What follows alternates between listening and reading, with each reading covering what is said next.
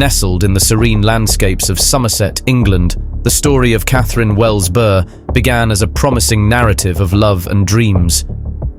Little did anyone anticipate that the picturesque surroundings would be the backdrop to a tale marked by betrayal, deception, and a chilling crime that shocked the community. Catherine, a young and ambitious woman with dreams of a bright future, appeared to have it all: a loving family, a promising career, and a seemingly idyllic life. However, the tranquility of the English countryside held secrets that would shatter the facade of this seemingly perfect existence. Born on August 18, 1989, in Chard, Somerset, England, Catherine Wells-Burr was the daughter of Jane and Phil Wells-Burr. Growing up alongside her sister Leanne, Catherine was a vibrant, humorous, and ambitious individual. She pursued her education at Bath Spa University, achieving a first-class degree in business management studies in 2011. At the age of 23, while still residing in Somerset, Catherine landed a part-time role as a business analyst at Pneumatic International Ltd, a factory in Chard known for producing the Henry brand of vacuum cleaners. Interestingly, her mother, father, and sister also worked at the same factory. It was in this professional setting that Catherine crossed paths with Rafał Nowak, her Polish partner, who was then 29 years old. Having left his wife and child in Poland, Rafał aspired to embark on a fresh chapter in the United Kingdom due to substantial debts compelling his departure from his home country.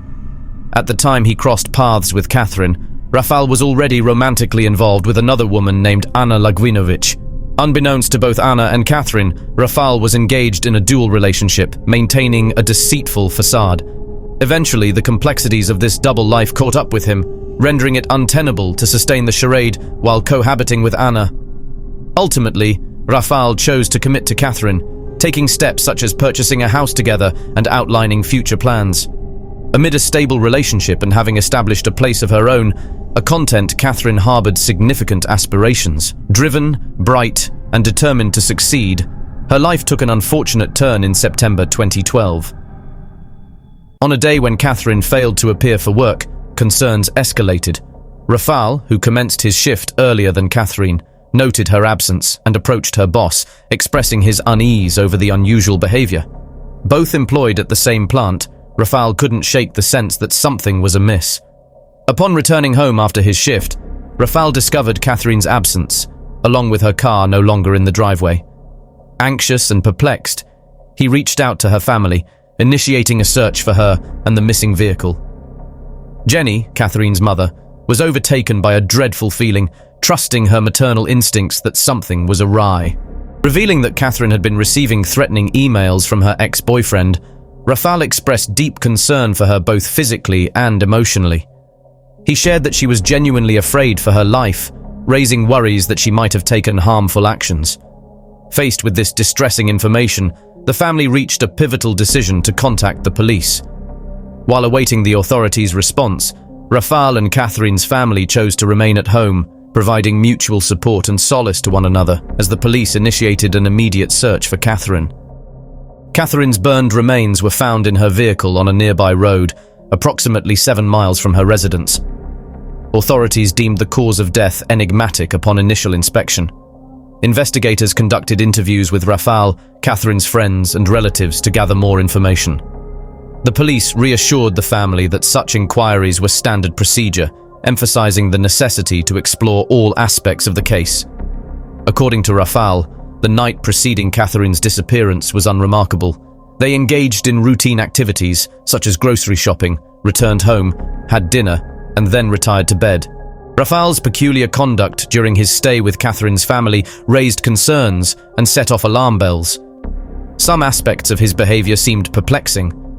When Catherine initially went missing, Rafał was devastated, repeatedly expressing, "My future is gone. I lost my whole world," despite her being merely missing at that point. However, when her lifeless body was discovered, he remained notably silent and even made an unusual request for a steak at one point. Certain details recalled by Catherine's parents heightened their suspicions regarding Rafał's involvement in their daughter's demise. Notably, the £123,000, that is $152,000, in life insurance policies taken out by Catherine and Rafał, designating each other as the sole beneficiaries, became a focal point. Fueled by these suspicions, Catherine's family reported their concerns to the authorities, prompting investigators to intensify their scrutiny of Rafal. Despite Rafal's earnest attempts to conceal the truth, the investigation unearthed crucial details. It was revealed that Rafal was still involved in a relationship with Anna, suggesting that he had not completely severed ties with her.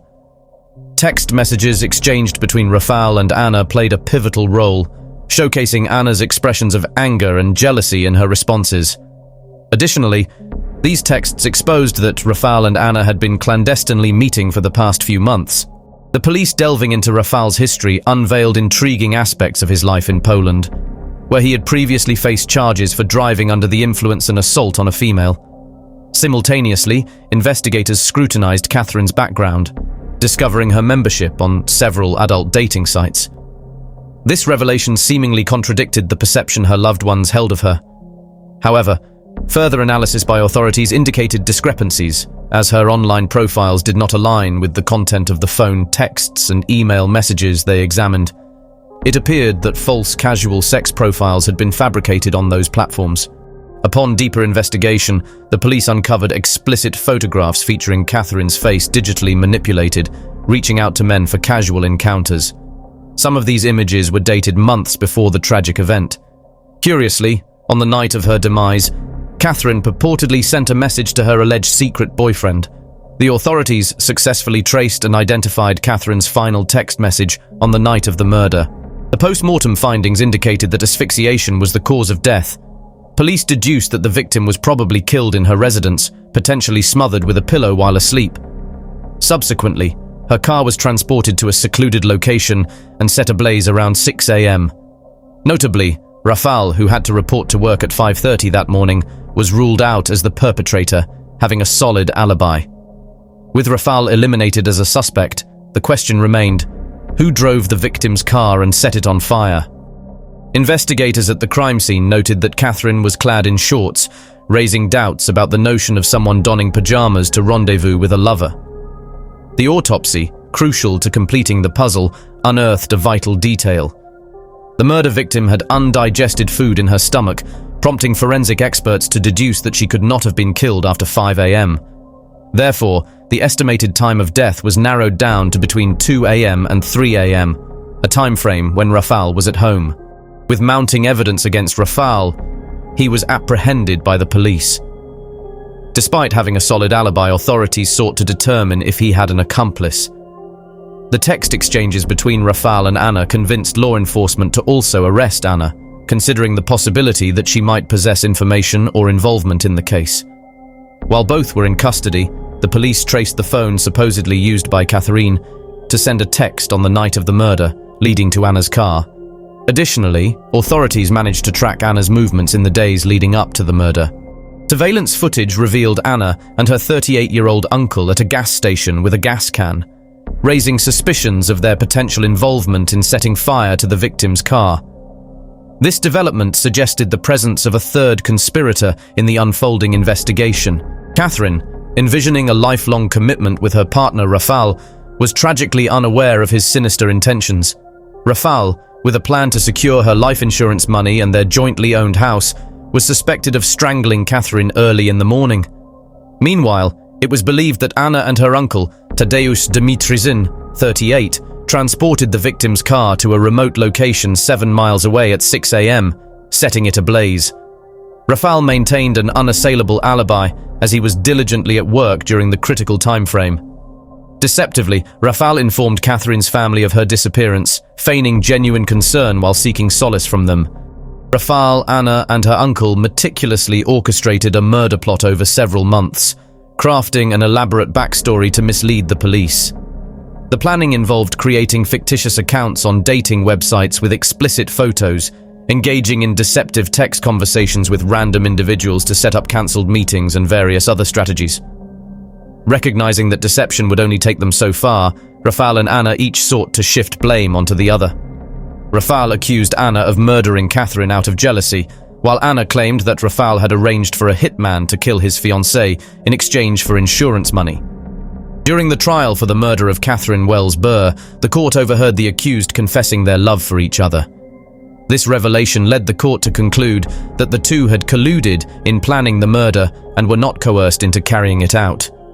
Subsequently, all three were convicted of murder and sentenced to life imprisonment without the possibility of parole.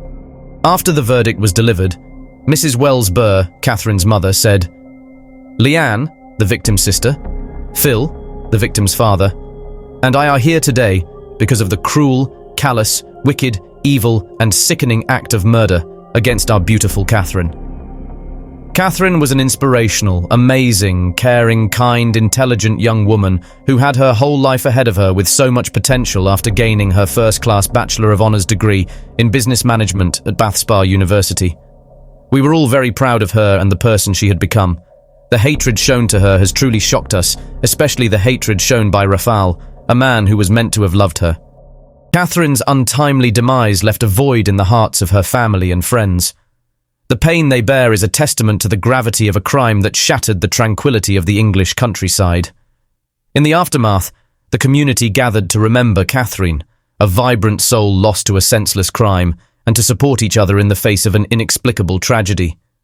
The Catherine Wells-Burr story serves as a solemn reminder of the importance of vigilance, trust, and the pursuit of justice.